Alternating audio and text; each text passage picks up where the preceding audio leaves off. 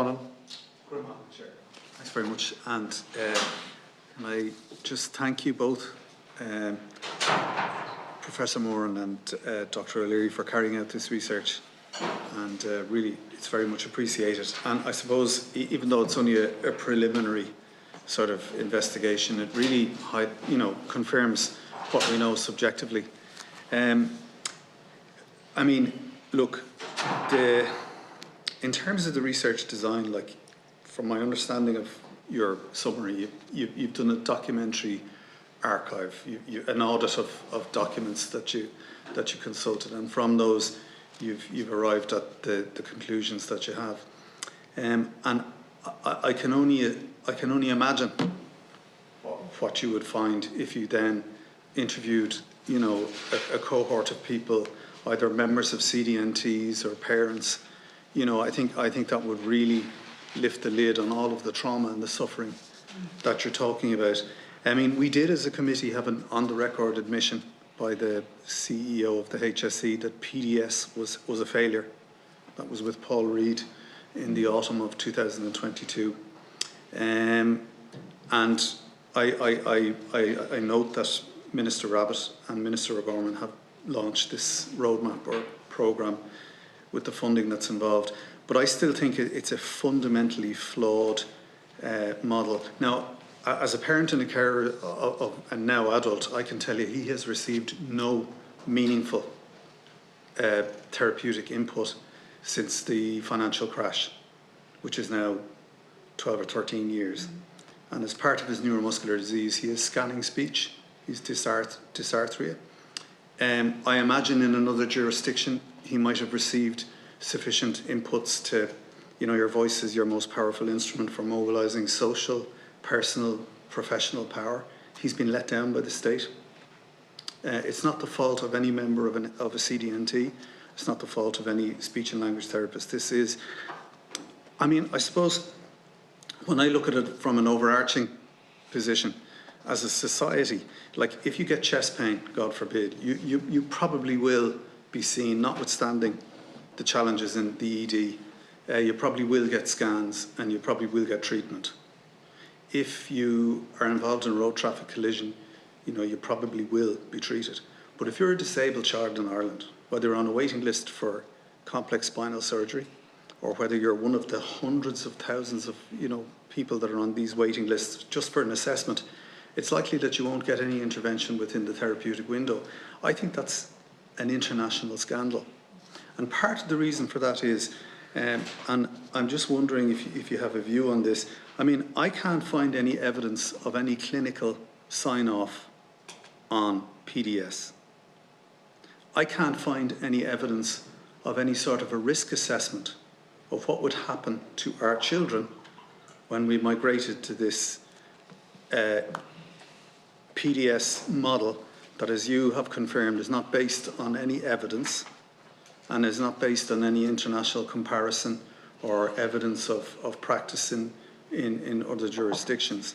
So therefore, who's responsible for this absolute failure as described by Paul Reid? And again, I got a letter actually last Friday from the manager of a CDNT who expressed dismay and upset at the criticism of PDS, that she felt it implied some criticism of therapists and clinicians. And I just want to be really clear, there's no criticism of therapists or clinicians. It's the lack of funding. It's the lack of, even a plan. But I think, so while your work, and forgive me, I haven't read the full report, but it seems to focus on the impact on the provision of services and assessments of needs. But the impact on children is immeasurable. It's the cost. The lack of intervention within the therapeutic window means it leads to life-limiting and life-altering consequences for tens and hundreds of thousands of people and their families and their siblings and their parents. I know as a parent what it's like to watch your child or your adult deteriorate. I've been to, where you might get one consult where they measure the deterioration in your child. And that's it. That's what you get in Ireland, is a measurement of the deterioration in your child. So that I wonder, is there scope for research into, you know, why no risk assessment was carried out and who's responsible for that within the state? And I'm also conscious that, notwithstanding the funding that's been made available, if you do have an assessment of need, all you have is a piece of paper. And you may wave it around or eat it, or I don't know, wallpaper the bathroom with it, but it's not going to provide.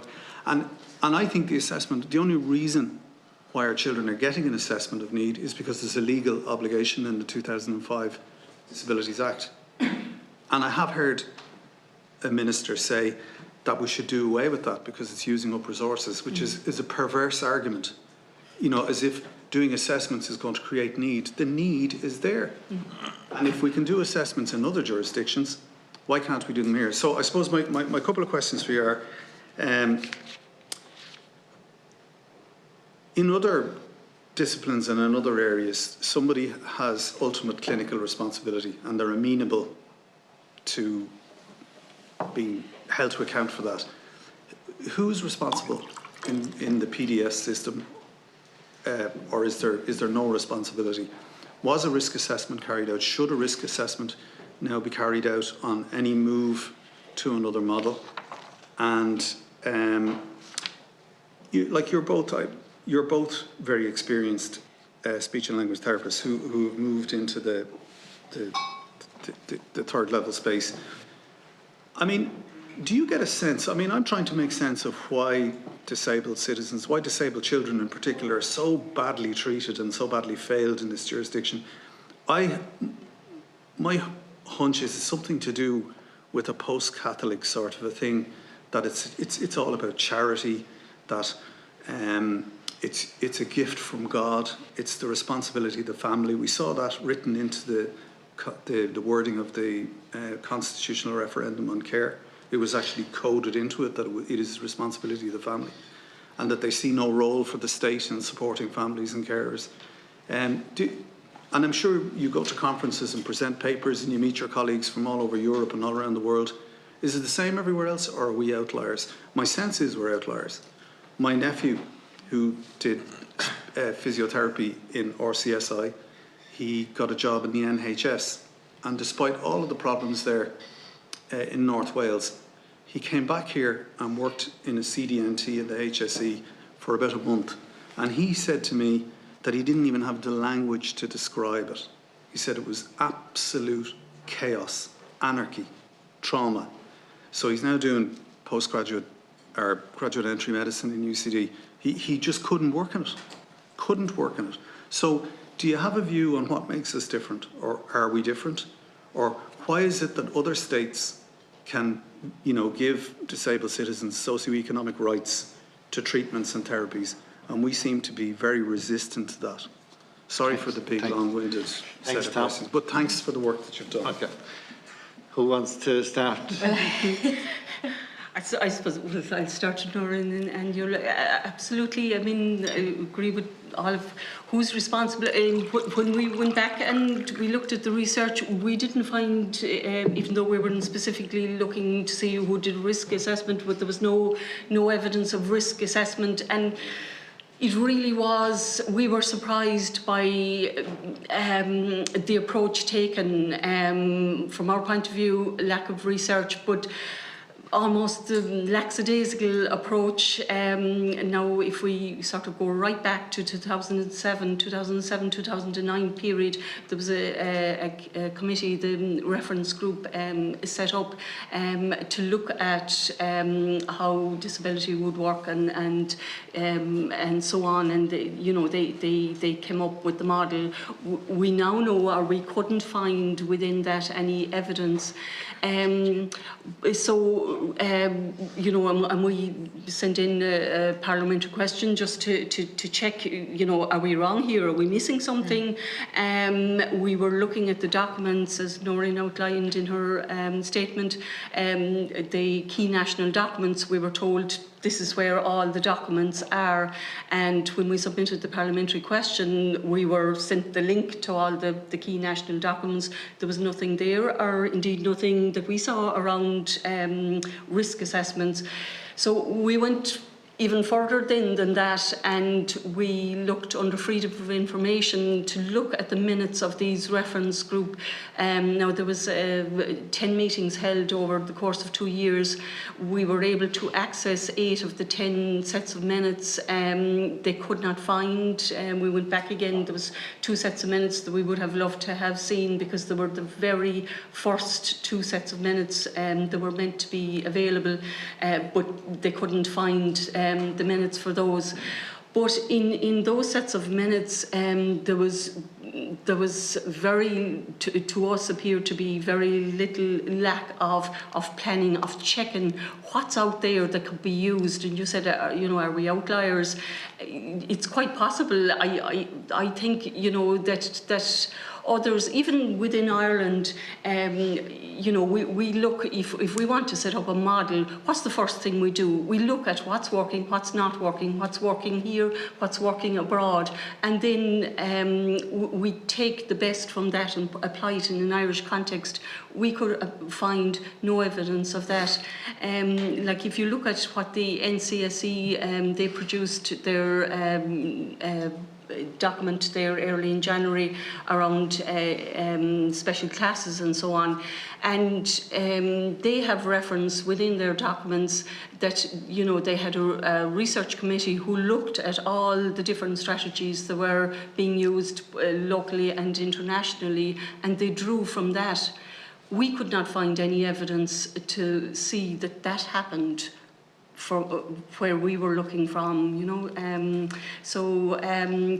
yeah, and you mentioned about the rights. It's a very dangerous practice, isn't it? Well, for something that was so monumental. Without naming anybody, can you recall let's say the professional qualifications of the person who chaired those committee meetings? Was it a clinician or was it a manager from the HSE? It's HSE person. Yeah, I mean, the group composition is stated in that report, and as far as I recall, there was a mixed representation of people with definitely clinical experience. I can't state for definite if they were still in clinical roles or not, but there was representation, I think, from across different professions and arms of the HSE.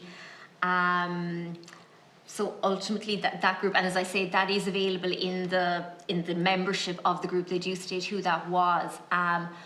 What I suppose again, in the final meeting of the minutes, the group would have agreed the report that then would have been submitted to the HSE, as I understand it, for approval, and presumably it was approved because, as they say, it became the foundation document for PDS. But beyond that, I think there weren't details that certainly were available to us. That's not to say they don't exist somewhere, but in terms of what we had access to, I don't know. Mm-hmm. Yeah. Might be something we might further investigate. Mm-hmm. Okay. Could I just ask about the cultural piece? With all of your years' experience, can you come up with a reason for why we are treating disabled citizens in this way? I think part of it is a lack of proactive planning. I think our history has been very reactive to the needs of children, young people and adults with disabilities, and I mean, the needs change over time. We can see that there's been an increase of over 2% in the amount of children who now need access to children's disability teams from 2013 to 2023. So, and we aren't planning proactively for that. And I think there's also the issue that providing services to children with disability services, it's not a simple or a straightforward thing where you say, well, if you do X, you will get Y, and then that will be that issue addressed, that issue fixed or correct. As Geraldine was saying earlier, most children with complex needs will need supports of different natures at different times. And I think within health services, sometimes we're more focused on things that we can see clear inputs and clear outputs.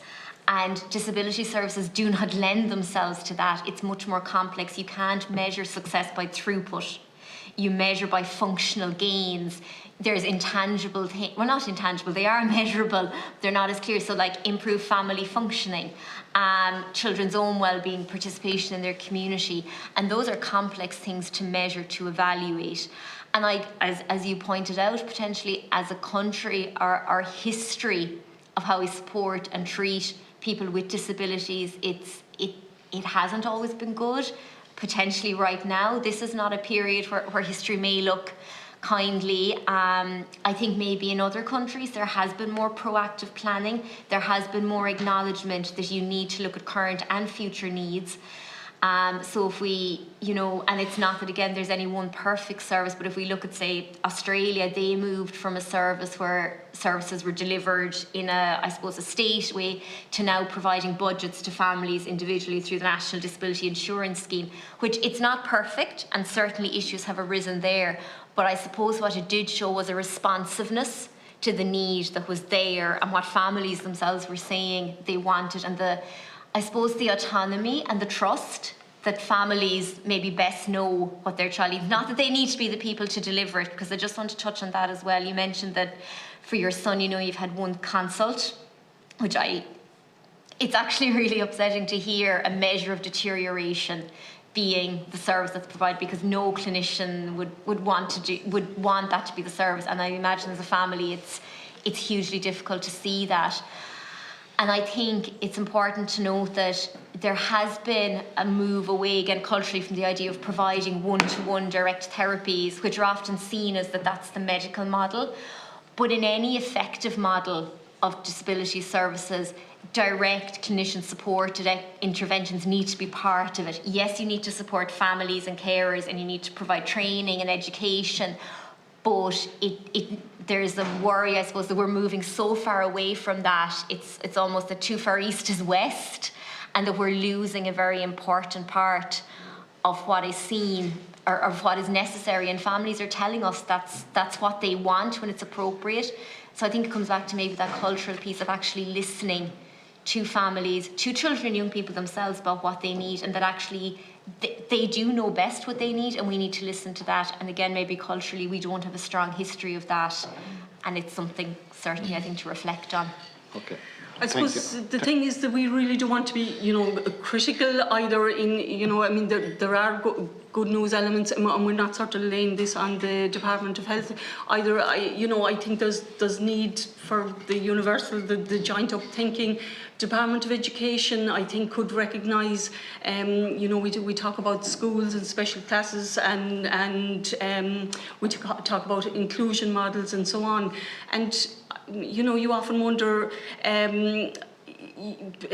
teacher training, while, it's a very short period of time for a teacher to be trained, what we're finding is that a lot of the teachers in special classes are coming out fresh out of training and being sent into a specialist class to be a teacher. And as we really want Department of Education and Department of Health to work side by side to support individuals with complex needs. But what's happening is, on the ground, from previous experience, is that we were finding new grad teachers teaching these very complex children. We feel that teachers of special classes, it should be seen as AP posts, that you require additional training, a postgrad or something, and that the staff from CDNTs were now kind of almost filling the backlog for teachers who don't have the experience in working with these complex needs, and expecting, the CDNT to come and fix the child and then we can teach them, I mean, they need to have a certain level of knowledge